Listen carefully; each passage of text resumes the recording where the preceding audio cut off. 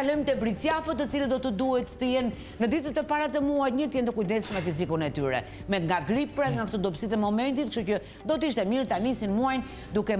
sofistikuar sistemin imunitar, pra duke marrë vitaminat e tyre apo duke u kujdesur për veten e vet. Gjëja e dytë që do të duhet të kenë kujdes kur mërkuri të kthehet në të kundërt tek akrepat, pra nga data 20 dhe në fund, do të duhet të jenë të kujdesshëm me komunikimin me njerëzit që kanë në ambientin e punës, sepse duket sikur për shkak se ky mars